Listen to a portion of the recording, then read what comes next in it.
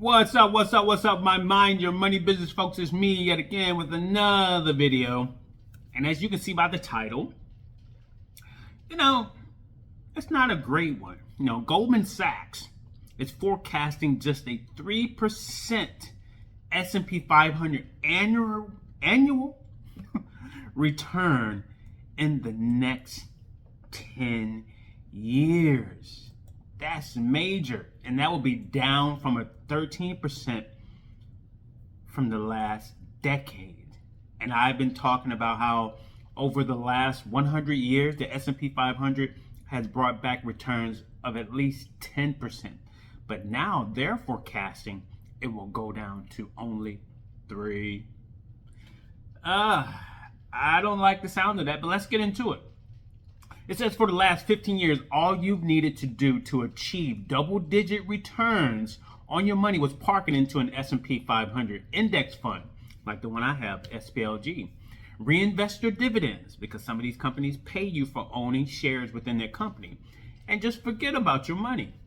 That happy ride may be over, according to a new note from Goldman Sachs.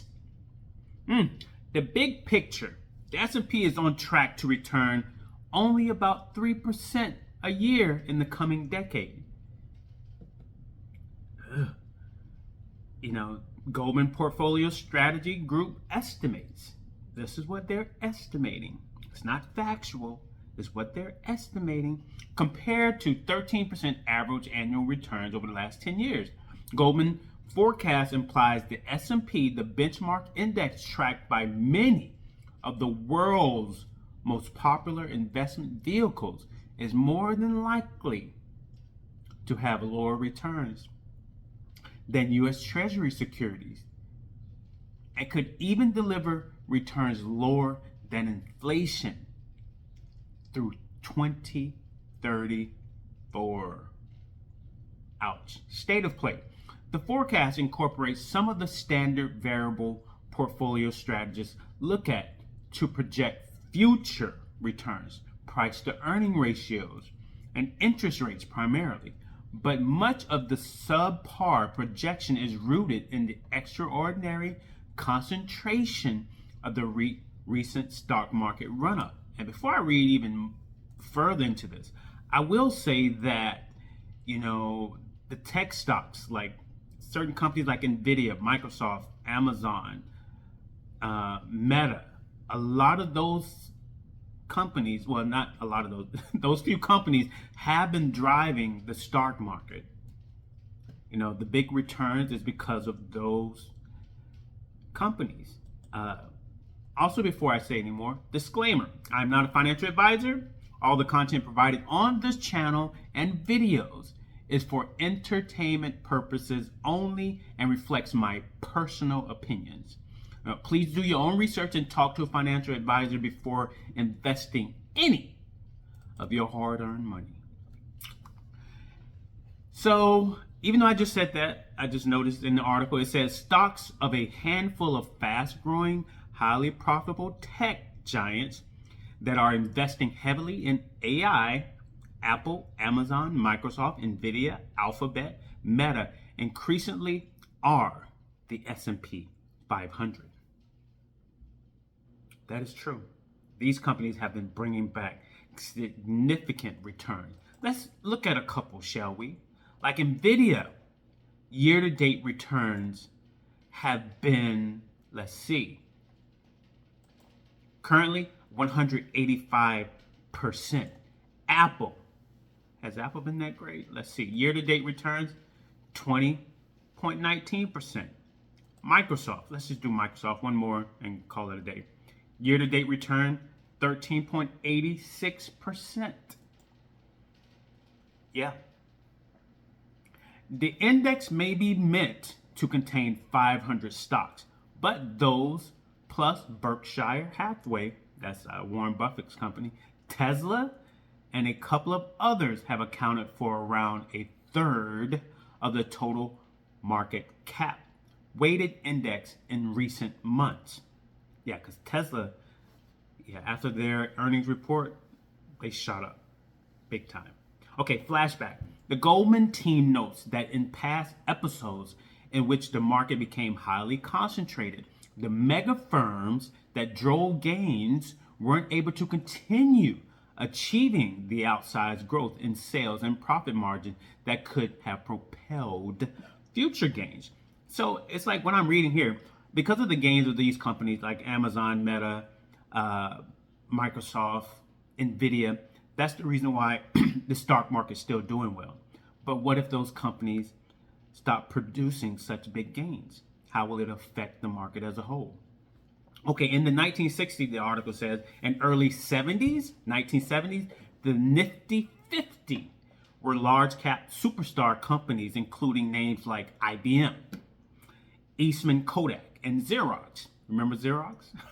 The 1970s ended up being a lost decade for stock market returns.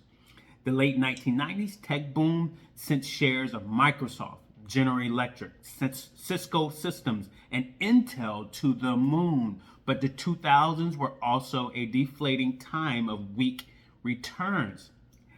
True. Very true. But we're in a different time now. We're in a different time, but I do see what they're saying. I do see what the article is saying. Because AI, they're calling AI, this whole AI push is being called, and I say this almost every video when I talk about NVIDIA, it's called the fourth industrial revolution. And they're saying that there's going to be a big AI push and technology push in the next 5 to 10 years. Okay. So what they're saying, what Goldman Sachs is saying, our historical analysis show that it is extremely difficult for any firm to maintain high levels of sales growth and profit margins over sustained periods of time. Right, David Kostin, Goldman Sachs, chief U.S. equity strategist, and 4 colleagues. The same issues plague a highly concentrated index. They write, as sales growth and profitability for the largest stocks in the index decelerate, earnings growth and therefore returns for the overall index will also decelerate. True. But unless they're just saying there's no room to go or there's no place else to go after these companies slow down, because it says here in the 1960s and 70s, you had the Nifty 50. In the 1990s, you had the tech boom. Right now, we have the artificial intelligence, at the beginning stage, the next boom, right? Will there be something after that? Possibly. Who knows? That's why I say invest now, people. Invest now. AI is at the beginning stage. Like they said, I'm repeating myself. In the 60s, 1960s and 1970s, they had the Nifty 50. Companies, IBM, Kodak, Xerox, still in the technology phase, because technology is pushing everything. What if you had been investing, or your parents were investing then, and when they left you an inheritance or a trust, their investments, you inherited that money. Now in the 1990s, you had the tech boom. You had Microsoft, General Electric, Cisco, Intel. What if you had been investing then, over that period of time? Think of how your money would have grown. So do the same now, I suggest, because things may decelerate like the article is saying. But just because it decelerates does not mean that you cannot make money now that will carry you, in the future. So when things start to decelerate, you would have already made your money. You would have already been pulling things out, purchasing things, creating other assets, so on and so forth. All right, so let's get back. So while Goldman Notes has received lots of attention, the core data that subpar returns are likely ahead for the biggest U.S. stocks is so widespread as to be practically conventional wisdom among those who analyze asset allocation. For example, Vanguard routinely updates its projected returns on different asset classes and currently only anticipates 3 to 5% returns for large cap U.S. stocks, i.e. the S&P 500, over the coming decade. Well, I would say this too then.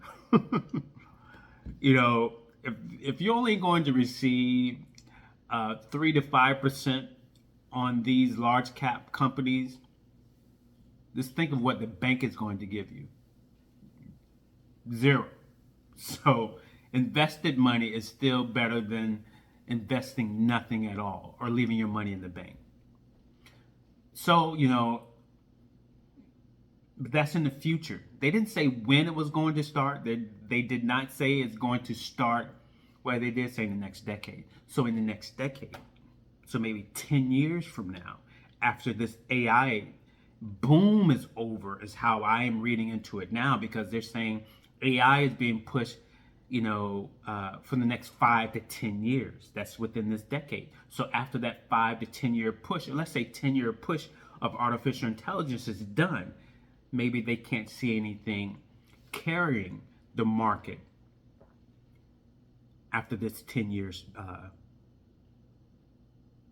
spread. Invest now, people. Make your money now. Make your money now. Make your money dollar cost average into the stock market, is my opinion. It's better than sitting on the sidelines doing nothing. Like Warren Buffett says, you cannot time the market. But what they are telling you, information is out here. They're telling you what to expect within the next 10 years.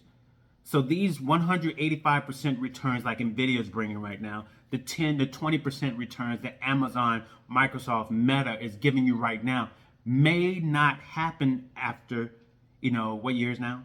In 2034.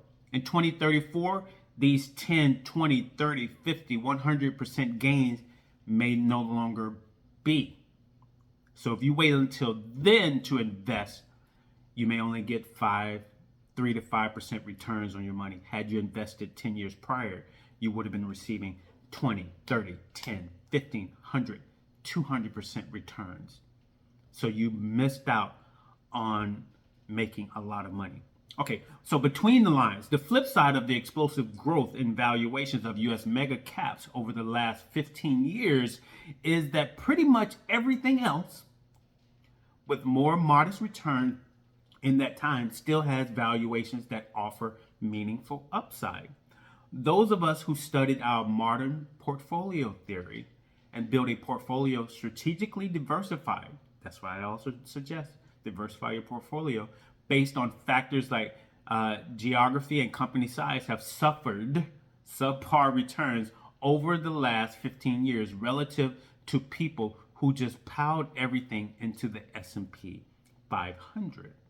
In effect, the Goldman and similar forecasts are a prediction that the worm has turned, and the decade ahead will reward that diversification. Yeah, I will say that too. Yeah, I mean, if you invested just in NVIDIA this year, year to date, it would have been 185% return.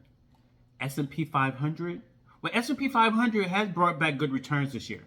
My S&P 500 ETF, SPLG, had brought back 22% returns. That's good. And then after elections, normally after US elections, the market tends to go up. Yeah. So get these returns now. So in 10 years, you know, when I'm only getting 5% returns, I'm going to be thinking about 2024. Thank goodness I was investing prior to 2024 and within that 10-year span leading up to 2035 or 2036, when I'm only getting 5% returns. I can think of the hundreds and thousands and millions of dollars that I did make because I was in the stock market. I wasn't sitting on the sidelines. I lowered my debt to income ratio, and boom, I made my money work for me. Okay, it says, in effect, the Goldman and similar forecasts are a prediction that the worm has turned. Yeah, I said that. Yes, but maybe the AI evolution will involve winner-take-all effects, such massive capital spending needs that winners of the last decade will also be the winners of the next decade, propelling the S&P much higher despite historical warnings. Yeah, because if these companies, if these technology companies are currently carrying the S&P 500, who's to say that they will not continue to carry the S&P 500? So the bottom line in deciding whether to go all in on the S&P 500 or diversify your stock investment more among value-oriented, smaller, and international companies, you are implicitly betting on one of those narratives. Just invest, people. Invest in these assets that are appreciating. Do it smartly. Again, if you are not,